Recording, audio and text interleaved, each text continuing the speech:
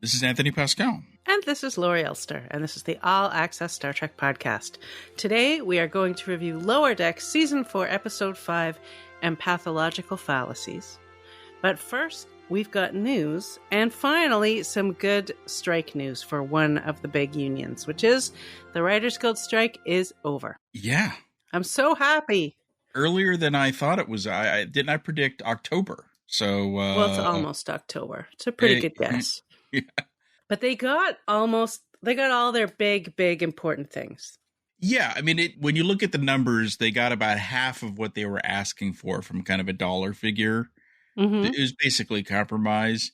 But there's some key things they got, with writer room minimums and AI stuff that I think are very important. And a lot of the stuff on residuals can probably help inform the SAG contract negotiation, which is going to start on Monday, which is the good news. They haven't talked since July. Right. And it's built on the DGA deal, which was done in June, but even better. There's some stuff in the weeds, but we're a Star Trek podcast, so you could read, stuff in the trades about all the details. But, it looks good for the writers, so they'll be enthusiastic to get back to work, I guess. Yeah, and for writing teams, which I thought was interesting as well. So lots of good stuff in there. They seem pretty happy with what they've got. But let's go through, the impact of each of these things, of each of the Star Trek shows, and what the next step could be, given that we have big unions still on strike, but probably going to resolve fairly soon. Well, firstly, writers they're back on contract, which means they can and should work. Just like the actors worked during the first month of the writers' strike, the writers will be working even while the actors are on strike. For those people out there saying, how could the writers be working while the actors are still on strike? It's because they're not in the same union, Right. So, and that applies to all the other unions like IATSE and, et cetera.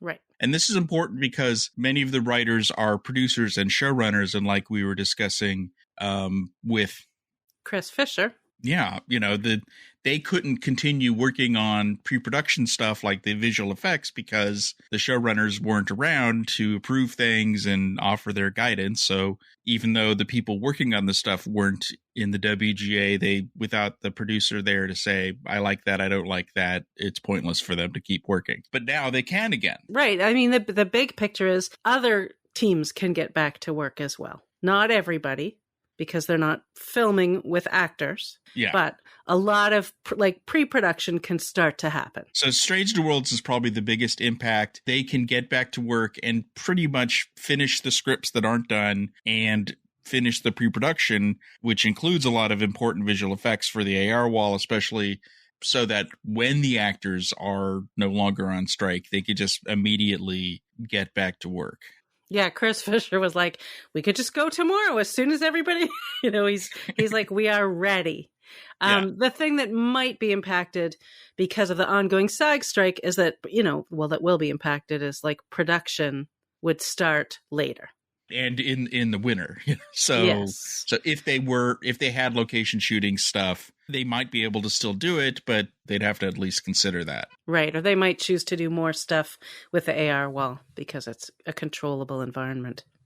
Yeah, although they do have a priority in the AR wall, but it's like everyone in Toronto is going to get back to work all at the same time.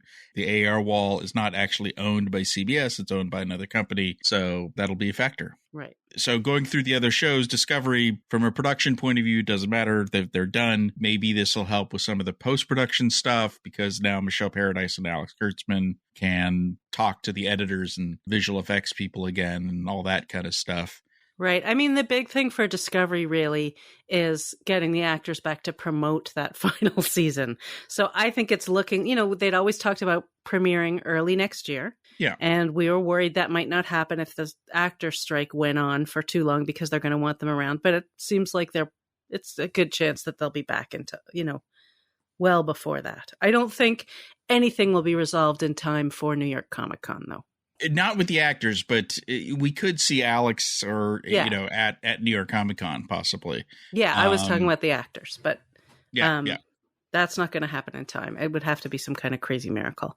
But I do think it's quite possible, yes, that we could get some showrunners So if they would bring anyone, they'd probably just bring Alex, maybe Michelle Paradise, if they're going to roll out like a Discovery trailer and announce a date like in February or something, which is my guess that they'll go with like, mid-February for the, because the actor strike has got to be over by then.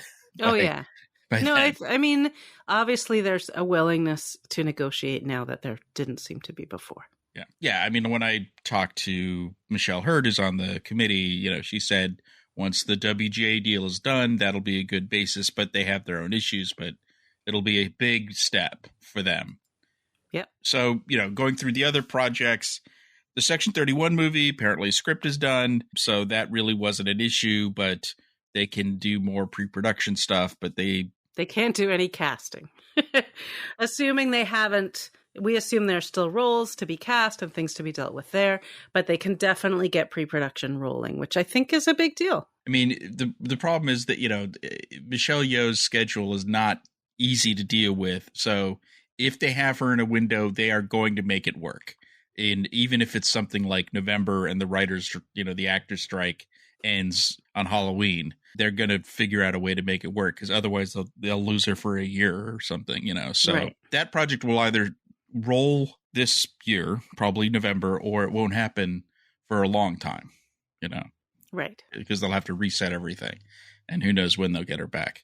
Because you have to think, what was Michelle Yeoh going to do over the last months? Let's call her and ask. So whatever those projects are now want her to get back to work. But, so that's a consideration. I love that she's so in demand. I think it's great for her. The Starfleet Academy show, the writer's room can come back together. They've lost a lot of time. The original plan was they were going to start filming again early next year. They've lost momentum, but at least they can go back in and get back to writing. They can, and we're going to get more into this later, if they choose to. Correct. All of those writers were not fired, but they're like, bye-bye in May. So they either bring back that room and start the clock again or not. Right. We'll see what happens there. For Lower Decks, this kind of doesn't mean anything because they were already writing scripts and they're still just waiting for the SAG strike. People have asked, why, but basically the actors on the show are not going to cross the picket line, even though technically they could. Right. And the writers, which we've said a million times, are in a different union. Do we still expect that show to come out next year? Season 5? I'd say 50-50, late 2024. Prodigy, they're just in post-production. None of this has any impact on Prodigy. Their only issue is finding someone to buy the show, but all 20 episodes are supposedly going to be done by January. The strikes aren't the problem with Prodigy. It's finding someone to buy the show. Right.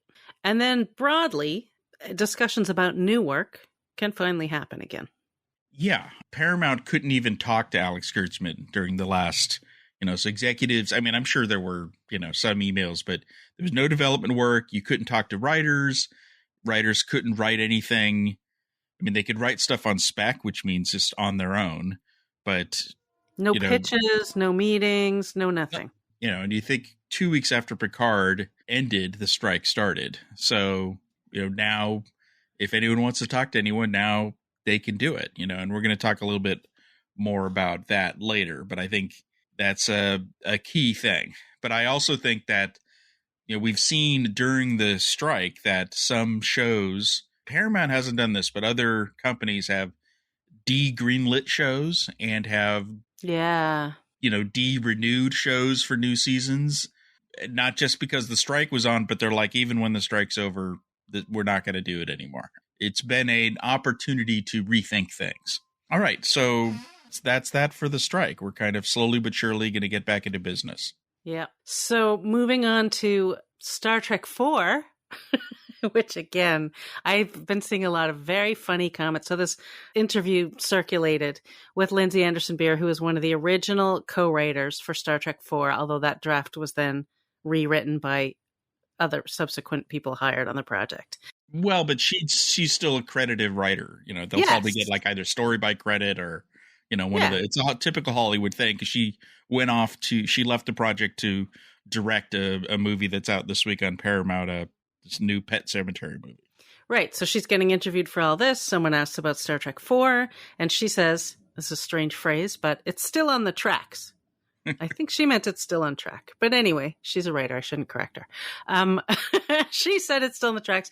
People have been commenting hilariously on this quote, but that's what she said. She says it's still on the table. So Matt Shackman said the same thing, and he also left the project last year.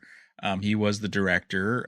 J.J. Abrams said something. The word on the street is Paramount wants to make a Star Trek movie. That there's no doubt about that. This is one of the things they want to make. There's some talk that there's another competing project that wouldn't be a Kelvin movie, but I expect there to be some news out of Paramount, within a few months on Star Trek. It's been 7 years. They really don't like to go that long without doing something on their franchises. Transformers and Mission Impossible, they're still, churning those things out. Variety actually reported that now that the strike is over, Paramount is, quote, hoping to have writers fine-tune scripts for the planned reboot of Star Trek and Tom Clancy Rainbow Six thing. So just like with on the TV side, the strike is over. It's another time to reassess and get the ball rolling again. So yeah, no, and as you pointed out when we were discussing this as a group in our Slack channel, the word reboot is tossed around lightly without people thinking that much about what it actually means. They just mean another movie sometimes when they say that. Yeah. They don't always mean. One could consider the Kelvinverse itself just a reboot. So they're, so working on the Kelvinverse is working on a reboot. It's not like a reboot of the reboot, but it could be, as I understand it, there is a, they could go in a number of directions, another Kelvin movie or not. Right. I'm not sure that decision has been made, but they are definitely going to work on the script some more for the movie that was announced to be going into production a year ago. Like they announced it 18 months ago, that roughly a year ago, it should have been going into production to be released this Christmas. It was on the schedule. Merry Christmas to us. No Exactly. Star Trek movie. The next thing I think we'll hear of is Paramount putting a Star Trek movie on the schedule again for like Christmas 2025. So something like that. I mean, I know you love the idea of another Star Trek movie. You're enthusiastic about it. My only enthusiasm about it is like, I'm always glad when there's a Star Trek movie because then everybody's talking about it and hopefully it makes money and everybody cares. But I'm actually just happy with the TV shows. Well, I mean, Star Trek is arguably its most Star Trekness on TV. You will never get a measure of a man in a movie, but there is just something fun and literally spectacular about a feature film. And there's things you could only do in the movies. So, I like the books and the games, I like it all, Laurie, but for God's sakes, I created TrekMovie.com. I'm going to like movies. I'm going to want another movie. Listen, it was not a criticism. And I love a lot of the earlier movies, and I like some things about the Kelvin movies, particularly the cast, but not the story so much. Well, let's shift our gaze back to TV and talk about Star Trek Picard. Because, there was a lot, we were talking before about this visual effects shot that was from the international version. It ended up on all the discs here. Fans noticed, hubbub.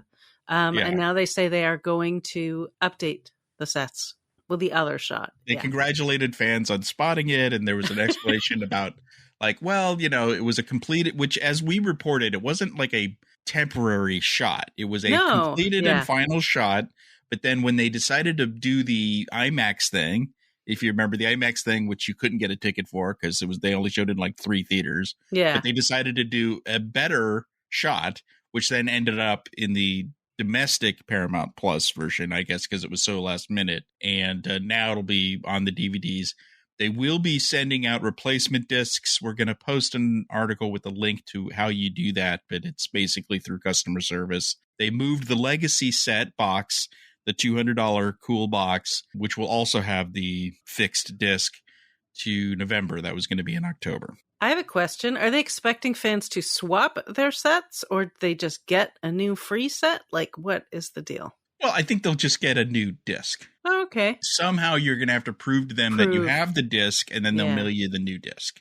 I'm not sure if you actually literally have to send them the disc, or, you'll have to just prove you have one. You have to take a picture of you, the disc, and today's newspaper. Like a hostage photo? Yeah. Okay. Yeah, maybe that's it. I think that's how they're going to do it. I'm pretty sure. Maybe. Probably not.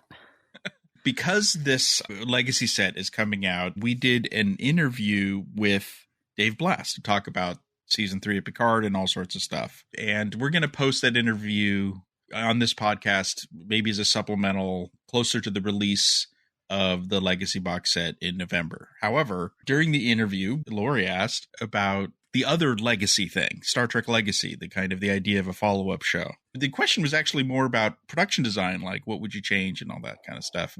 But it turned into something quite interesting. So what we want to do is we're going to play you what he had to say and then talk about it after we come out of it. Legacy is an idea when, because we shot the shows back to back, when season 2 of Picard was over, no one was jumping, clamoring and sending petitions saying we need more of this, because Raffi was in season 2, that whole thing. So that is part of the stumbling block, is when season 2 was done, no one was saying we need more of this. It's like, no, okay, we'll watch season 3, maybe we'll see what that is. And then season 3 really knocked it out of the park with what Terry did. So I think there's probably a lag time in terms of doing that, because they, how do you don't just throw millions of dollars at a new show. They have allotments and budgeting, and I know that they've been working on the Starfleet Academy show and the Section 31 movie. So how that all works out, no idea. But at least now that the writer's strike is over, Terry can call it and then have a conversation, and hopefully they do. It's insane that they have not signed him to a deal for Star Trek. It's like, what is Legacy? What could it be? Here to go and give us a pitch and come up with something, and we're going to pay you to go do that. So hopefully they do that, because he deserves the opportunity to do another series. But if he doesn't get that offer soon, he's going to be gone, because everyone in the world saw what he did, and it's with all these franchises and all these things, to do what he did, to see the minutia and to set the tone right on a Legacy product is the most valuable thing in the world right now. We're seeing it with all these other shows. It's like, to do what he did is amazing. So I hope he gets the chance to do it with Legacy. And I hope they get to work with them again.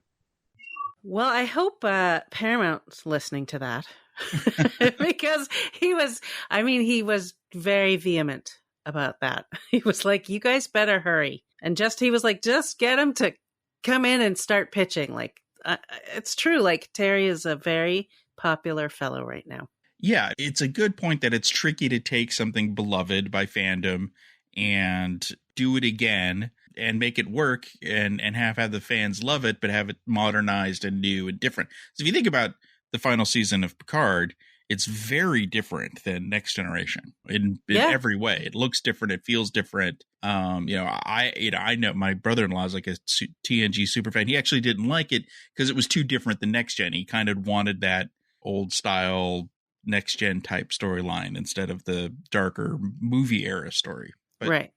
For the most part, it worked. And so I feel like he's right, that other studios are probably looking at that success and saying, oh, well, he knows how to do that. So he could do that with insert franchise X. Right. I mean, I know if Universal calls and says something about Back to the Future, there's no way we're keeping Terry. Oh, yeah, no, that's because that's his baby. That's his special something. But, it's like, as Dave pointed out, too, the first 2 seasons, no one was clamoring for more after the first 2 seasons of Picard.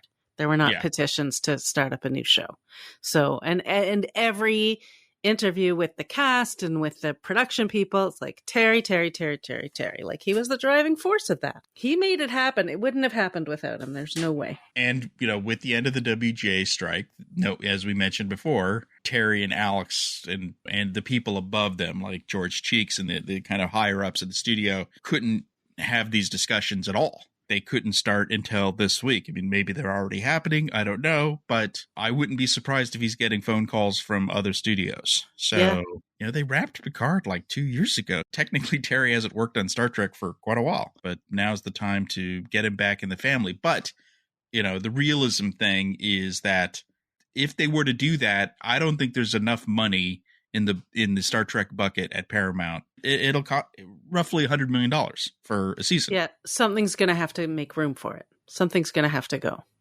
Yeah, if this were a couple years ago, sure, throw another $100 million at Star Trek.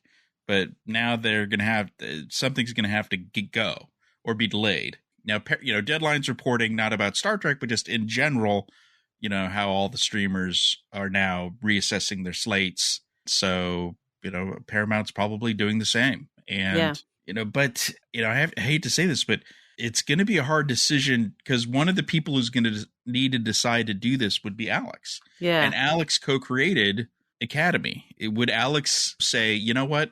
I'm going to put my Academy project on hold for Legacy. That would be hard to do because he's excited about Academy, and Academy's something new and different, and he's committed to bringing in new fans.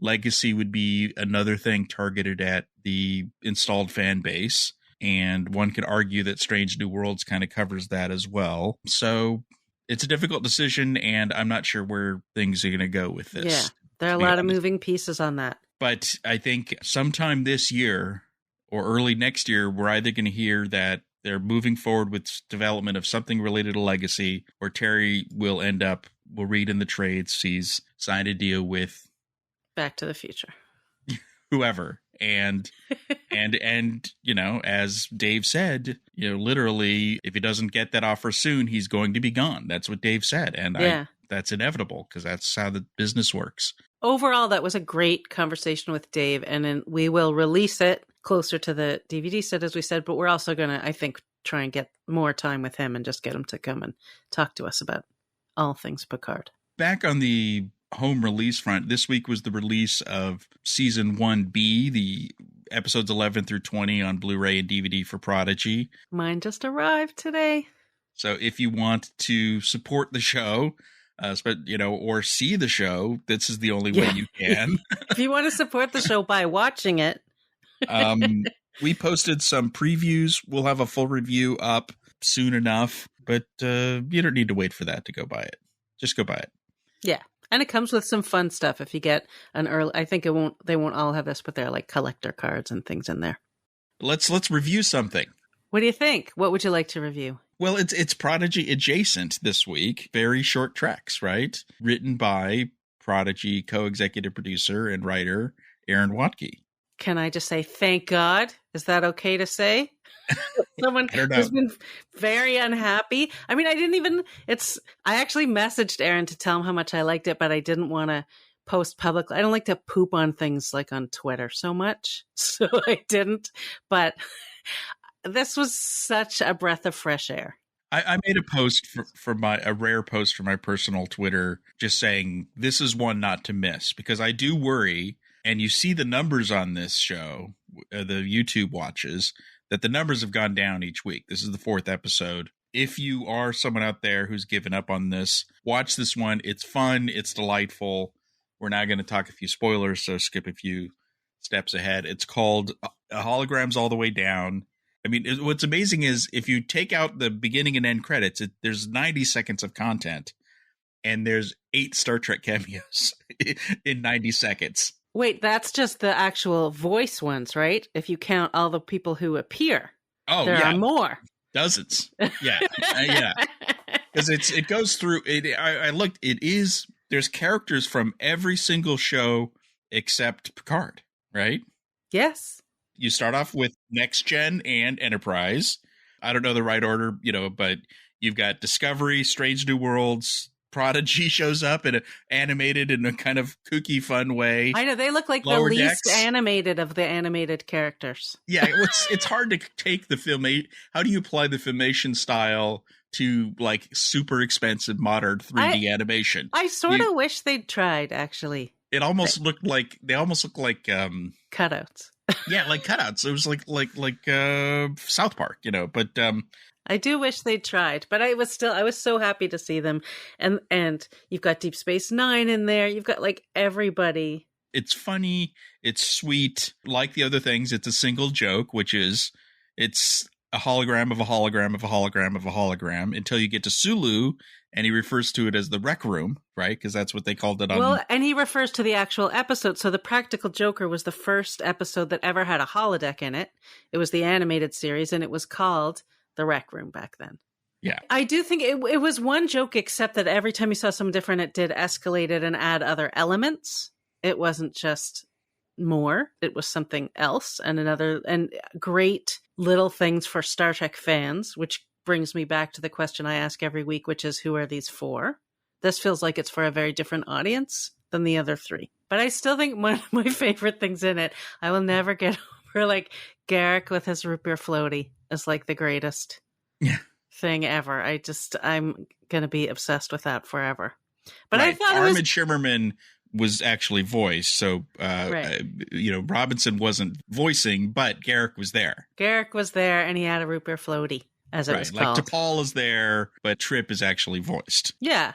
But no, it was great. So just watch it. I confess the end I was a little confused by. I was like, I don't really understand what happened right at the end, but okay. At the end, I thought the final thing was Neelix in bed. But then it was all of them in the giant in one body. Yeah, I don't know. So that part was a little confusing. And then I'm assuming that the computer voice was Bonnie Gordon. Yeah, she's been providing voices throughout this thing. But yeah, that was Bonnie Gordon. Yeah, that was great. So that was the only part where I was like, what? I was very confused by that. But I did think that just there's so many great little moments and little things that are so funny and cute, and there's nothing gross in it. No. Well, the kind of fused body thing was kind of weird and maybe gross if you're pointing of view. Well, it wasn't gross. It was just unusual. Fair enough. Shall we review another thing? What did you have in mind? I don't know. How about some Lower Decks, episode 405, halfway through the season now, I right? know, I can't even believe it. And this one was terrific. It was so good and fun. We could just end the podcast. It was great. It was funny. That's it. I worry about that with reviewing Lower Decks. Like, I mean, listeners, you tell us. But I feel like we do a lot of analysis on a lot of these shows. And then with Lower Decks, it's often just like a list of things we enjoyed. There are some things to discuss about this one. Oh, there always are. It was structured a little different. Again, they didn't do a teaser at the beginning. It was sort of narrated Data's Day style by T'Lyn, although they kind of dropped that roughly halfway through. Yeah. Right? But it was a classic setup of everyone on the crew goes wonky in some weird way, Naked Time style-ish. Specifically, they refer to a couple episodes where a telepathic person caused the crew to go crazy. Right. Like it was Loxana on Deep Space Nine, and it was Sarek on Next Generation. Yeah. Everybody go bonkers. Also a classic bad guys take over the ship, or what we thought were bad guys at the time. Yeah, they weren't which really is bad guys. another trope. The B story here is interesting. They were clever because at one point you're like, why isn't Boimler and the rest of the security team going crazy like everyone else? But they made it clear, like where Shax takes Boimler to a part of the ship he'd never seen before. Yeah. Which, how is that even possible? Like, it even looks different. Did you notice that? It's like some hidden part of the ship, clearly shielded from the telepathic influence. So they could have their nice Slam little poetry. B story. Yeah. But the B story was not totally shut off. It eventually became part of the main plot of the three Betazoid diplomats who were actually operatives, intelligence operatives, and what they were up to on the ship. No, and there was also, as there has been so much on the show, a theme that tied the stories together.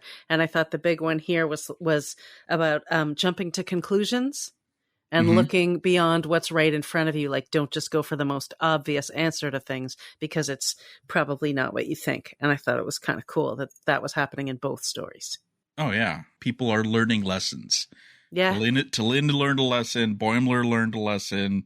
The captain learned a lesson. So yeah, I mean that's the thing about this show is, and it's been that way kind of since the beginning, is every episode has a kind of schmaltzy 90s sitcom style lesson in it, but it's okay, you know what I mean? Like, it's not bad, but there is that kind of thing where the characters kind of learn their lesson, but in the end. But it does it with this combination of heart and still edginess. Like, it's still edgy. Oh yeah, there was plenty of edge in this episode. Yeah, it's the same way they balance. Like, they take old canon and they're creating new canon, and they're really good at balance. One of the surprises here, it maybe shouldn't be, is that this is a T'Lyn episode. She's but she's a guest star technically, but she really is kind of the fifth member of the band now. I hope they make her a regular by next season. Yeah. Because she's been in 4 out of 5 episodes. It is the logical choice. Indeed. But one thing I would say is the more T'Lyn you get, the less Tendi you seem to get. And even Rutherford. And so I'm loving T'Lyn. And if you remove last week's episode, which had Tendi and T'Lyn, I'm not sure I love the kind of just how thirsty Tendi is for T'Lyn's affection, because it's kind of just like over the top, and she isn't getting anything back. It's kind of weird how it's like funny, but then you're like, come on, you're like this badass. She didn't get something back in this episode, but she did in the last episode. Yeah. So it's just this episode where she didn't, and that's, specifically because she was nuts for most of it. And then she seemed like she was maybe still a tiny bit nuts at the end. I guess. So desperate for that hug. I mean, just like... Yes. Well, she gave up on the friendship bracelets and the matching tattoos. So she just wanted the hug, and she saw the hug and missed the hug. So that, I think, was the driving force. We'll see next week. I mean, you might be right, and I definitely have a similar concern, but I also remain optimistic.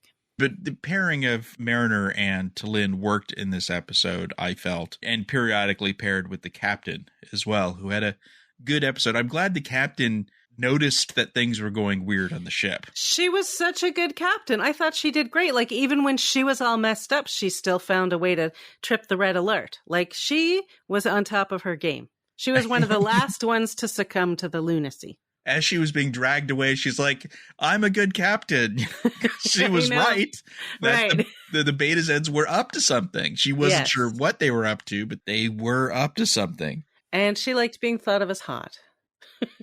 Yes. Well, she was desperate for, the cool Betazoids' attention, and she wanted them to think she was cool. Which they did. Yeah, I mean, let's back up. This is all because 3 Beta-Zeds come on board. This was where casting was important, and they brought in 3 great guest stars. So perfect. So perfect. Like Janelle James from Abbott Elementary. The minute she spoke, I was like, oh, it's my principal from Abbott Elementary. She's so distinctive and perfect.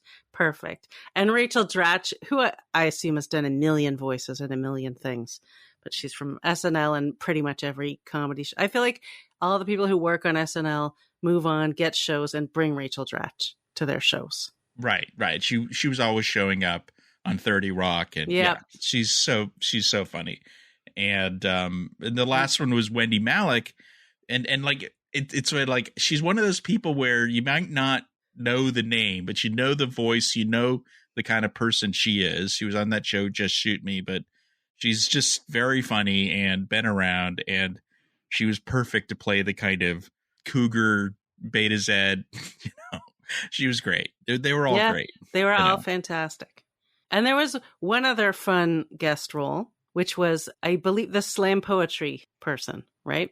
Yes. Yeah. Was Gideon Adlon, who is the daughter of Pamela Adlon, who I love because she's like the writer, director, producer, star of Better Things. Brilliant show. Famous as the voice of Bobby Hill on King of the Hill, but also was in the Next Generation episode Who Watches the Watchers. It's such a small world. Such a small world. There are a lot of family guest stars in Star Trek. There's one we've talked about on the podcast. There's one where there's a 3-generation one, but there are lots of parents and their kids who were on Star Trek's and siblings and things like that, which is fun. That would make a fun article, like all the generational actors who have been on Star Trek, with, Chris and, Pine and his dad. There's so many great ones. Oh, yeah. Patrick Stewart and his son. Yeah. So this one did something nice and subtle where this is where they're slowly bringing the overarching story of the mystery ship into Starfleet and into the Cerritos. So they're doing such a good job of the pacing with that, don't you think? Oh, yeah. I mean, some people probably want to see more of it. I've seen some people frustrating saying they're dragging it out. I don't agree. I think they're doing just the right thing. Yeah. This is an episodic show. It's not a highly serialized show. I know that there's a draw. I mean, we did a theory article on it. You always want to obsess about what is the big mystery, but they're not like, they're not just teasing you annoyingly like some other shows that shall remain nameless. Discovery. There's no mystery box. It's not that kind of thing. And we actually learned, even though we did see the mystery ship because for somehow the Beta Zeds had like this fuzzy picture of the ship, right. Which is, and it was clear that they are like, we've never seen a ship like that. So it's clear the mystery ship is truly a mystery to Starfleet. So now perhaps they'll start pursuing it, or who knows, but they're aware of it for the first time.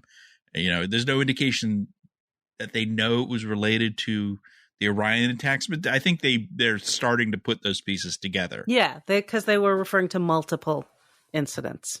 And the whole mission of the Beta Z socialites was fake. They weren't diplomats. They were these operatives, and they were touring the sector to telepathically spy to get more info on this. I love it. Because they would go up and read people's minds against their will, which is kind of uncool. Yeah, you're not supposed to do that. But they were, they're Beta Z intelligence. Did you notice how they, like, when they switched over to Beta Z intelligence, they kind of tore off their gaudy big clothes and turned it into, and like, suddenly they had like little hot pants and things.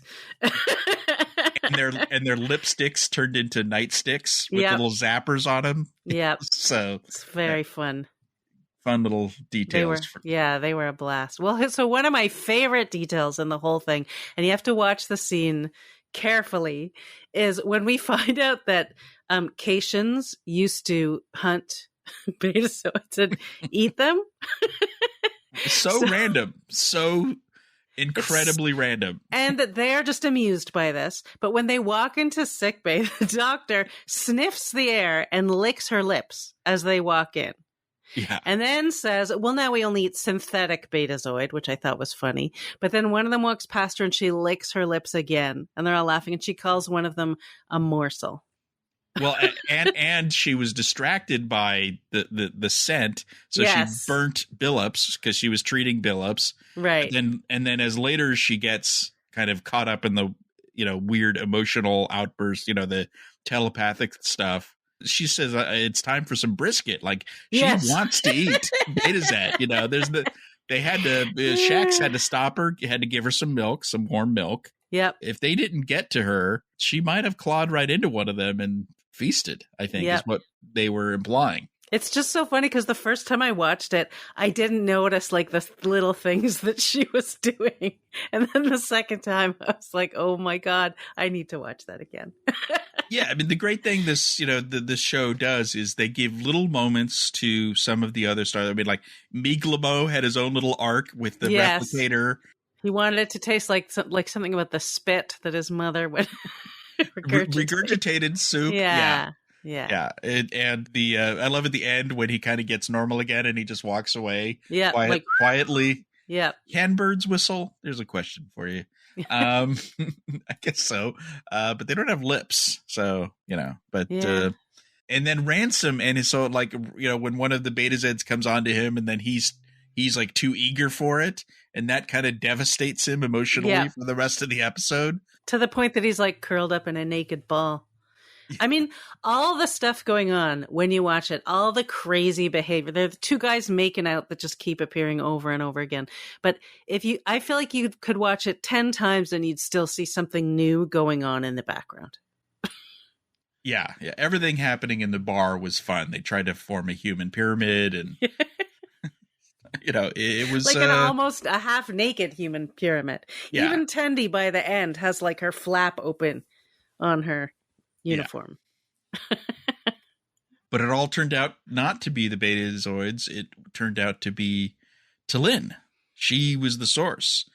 And so here's my question is, was it Bendai syndrome or something else? Because they kind of, if it is Bendai, then she's essentially got early onset dementia, right? Right. Because she's only 62, did she say? Yeah, which is young for a Vulcan. Yep. And although, as Mariner pointed out, having Bendai syndrome makes her like Sarek, who is... Vulcan is a mofo. Yeah, which, that's such a great line, It is one of the greatest lines ever. I imagine that'll end up on a t-shirt. Probably not a licensed t-shirt unless they bleep it out somehow. Well, maybe that same talented person who made the podcast, made the t-shirt based on our chat with Aaron. We'll make another one. There were a lot of great one-liners in this one too. Yeah, T'Lyn had quite a few of them, but everyone had good stuff. The Romulans, when they're like, "Aw," after the Cerritos turns around, that was so good. Just like a little. It was kind of sweet, and they were so disappointed. But then the captain goes, "We'll just go to Sector 87 and we'll lurk. Yeah, we're gonna lurk over there, waiting for someone to show up." Because it is true. It always felt like whenever you got to the neutral zone, there was always a warbird there. Right there. Yeah. Waiting for you. Lurking. Yep. Yes. They're big on lurking. Starfleet loves scanning. Romulans love lurking. Yep. And intrigue. Right. Yes. I didn't get why. So the Betazoids were affected by T'Lyn, and so they were kind of going crazy too. But I guess they were so crazy, they actually thought crossing the neutral zone was fine. Yeah, so I had to attribute, because at first I was like, why would they think that that's okay? And then I realized, oh yeah, they're affected too. So they just want to get to Betazed, which again is like, I don't know why. It was a very random decision anyway. A weird conclusion to come to, but I assumed it was because they were affected also. They had to kind of give the episode a ticking clock and some sense of danger, and that did it. It didn't make sense per se. But, everyone was going crazy. So you put it up to the Bendai syndrome where nothing makes sense. Everyone's acting illogically. Right. That's always, all of those everybody going crazy episodes, there's always some kind of, as you said, a ticking clock. And yet, while all this craziness is happening, the security team is hanging out in their secret room playing games. What was sweet about this is it was all, Boimler was stressing out. He seems to be the only one who kind of has yet to fully come to grips with becoming a lieutenant. He's like overly stressed over everything. Now he has to remember everyone's name on the ship, he's decided. Well, he was overly stressed about everything as an ensign also. I think that's just who he is. But he brings it upon himself, certainly. Yes. Well, he's trying to memorize every single crew member's name. Here's so before we get into that, there's that kind of blue species that's unique to this show. Mm-hmm. Is that species MERP? Because every member of that species, there's 3 of them on the ship, and there's MERP, who's Towel Guy, then there's Big MERP, and now Sleepy MERP. So are they all related, or is MERP the name of the species? Are they like the Smurfs? Papa Smurf and Girly There's Smurf, whatever Girly Smurf's name was. I wasn't a big Smurfs person. But weren't they all something Smurf? I think so. I think so. Well, but so Rutherford suggested because he has this relationship with Shax, that Boimler needs to be put into the program. Yes. Which sounded ominous, but we know Rutherford would never do anything bad. So it was to de-stress Boimler, although Boimler thought, as you were saying earlier, he kind of had the wrong initial thought that he was going to get cool security training when he ended up learning that the security team hang out and play games and do slam poetry. He was so frustrated and bored during the charades. I thought that was so funny. But the main part of that to me is Shax, who says sometimes protecting the crew is protecting their emotional well-being. Like, I just thought that was such a lovely piece of his personality, that's part of the security team. I like that. It's very Roddenberry. It's very Star Trek. Yeah. And maybe one could say that's how all Starfleet security people are in the 24th century. It's just that this show kind of talked about how they take this holistic approach to security. And it isn't all just, phasering. Although when the time came... Big phasers. They had little phasers, big phasers, and it showed like how the character who did the slam poetry was able to resist the mind reading. Yeah. Because poetry somehow cleared her mind, as it were. So, these guys, they're a good team. And they don't mess around. Boimler definitely learned that lesson. Yeah. And then wanted to go back. I loved how all their games, though, were security related. So there was a Malcolm Reed puzzle. They were doing the Worf poem, the charades. They were talking about Odo, so it was all about security officers. They celebrate. I'm not sure how the tarot cards fit in. Yeah, that's true. I think it was just a basic dig at tarot cards. Maybe. Oh, they're all about rebirth. It's like, because when someone does it and they give you the death card, but the death card is good, that sort of thing. But I thought that storyline certainly tied nicely at the end when it all kind of came together and they got to the bridge and rescued everyone. And yeah, Boimler's having these fun little B stories in the last few episodes. There was a subtle thing I noticed. Denty is growing. The new Denty. Oh, it took me a minute to remember who Denty was. And then the dent on his new Denty bunk. is the dent on the bunk. That's such a level of detail there, right? It's almost like the show, you could tell that they do so many passes and they're like, let's put this in, and both on the animation side and the writing side. I know, it's again why I really would love to have a script and look at it next to an episode to just see how much stuff gets layered in after the fact. Would be a fun thing to do.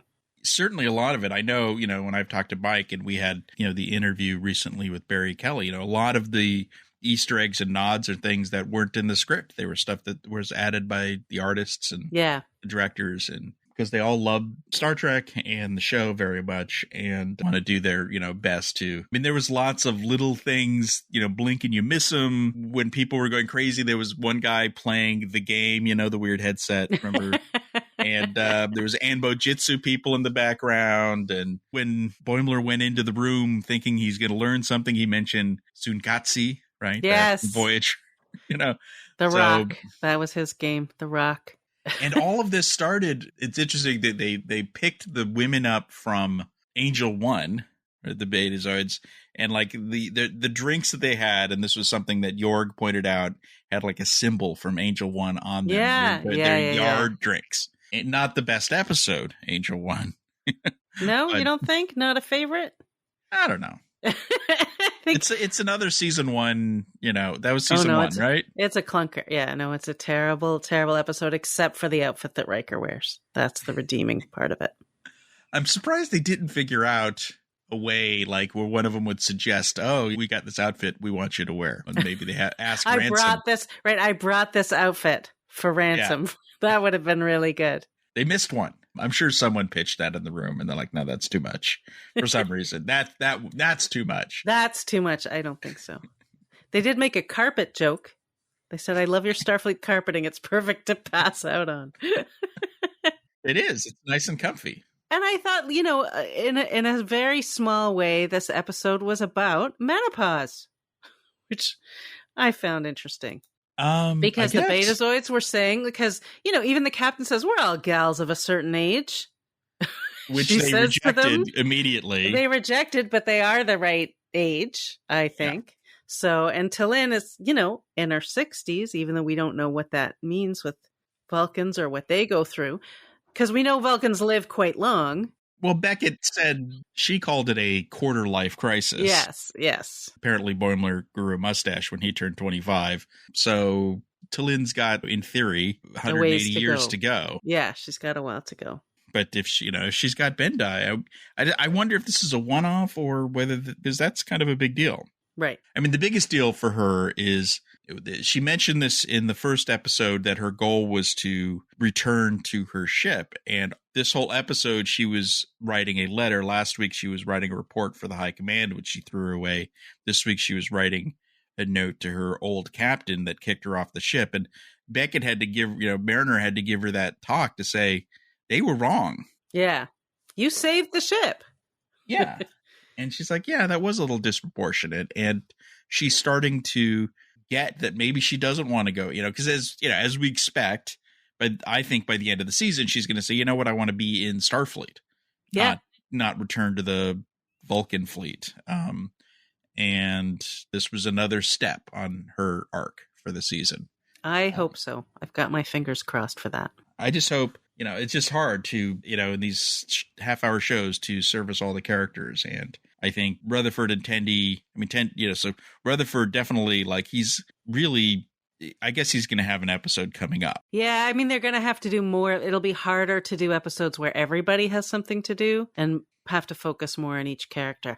Look, Strange New Worlds has some of that problem because they keep adding in more people, and every time they bring in, because they're talking about Scotty now, whenever they bring in someone new, you got to squeeze that person in with all the people we already have. Yeah, if they bring in Scotty, they're probably, well, let's not talk about Strange Worlds. No, we don't need to get into it. It's just that they've got to constantly make room. And so, but I think T'Lyn has been a huge hit, and I think she works really well.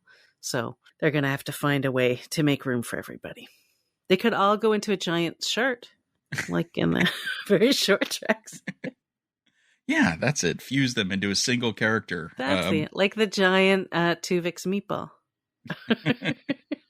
I don't know if I have anything else for this episode. I think I liked it, and we've hit the halfway point, and I think this is the best season so far.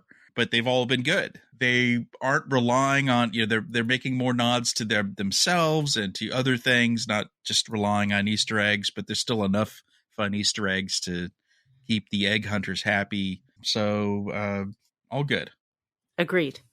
So should we move on to our bits of the week? We should. Why don't you start? Mine is just another Twitter, now X, follow recommendation, and it's a Lower Decks artist named Phil Murphy. And you may have seen this week, because a lot of people were passing it around, but he made this great image, and he called it a family portrait, and it was Janeway and Paris in Lower Deck style, and they had their three salamander babies around them. It was great. I saw it too. Great. It was a great one. And he is a good follow. Phil Murphy. His actual handle is Crash Tester X. But you'll find him if you do Phil Murphy. And we'll have a link in the show notes. What's your bit of the week? Mine is a crazy video that someone somewhere on social tipped me off to. But it is from the show To Tell the Truth from 1972, where Brent Spiner, who was Brent Mintz at the time, which I believe was the last name of his stepfather, is one of the imposters on To Tell the Truth. I think he was about 23 years old when he did it. Obviously not famous, or it wouldn't have worked. I'm not even going to tell you what happens on it because it's so fun to watch. It's like his segment is about 20 minutes long. And if you don't know the concept of To Tell the Truth, because it's a very old show, basically they had panelists and they had three people that these panelists would speak to. They were told a story. Like, this guy is a cab driver who sings to who sings to his passengers. And then they ask questions of each of the three people, and at the end they decide which one they think is the real one. Will the real blah blah blah please stand up? That's like the thing.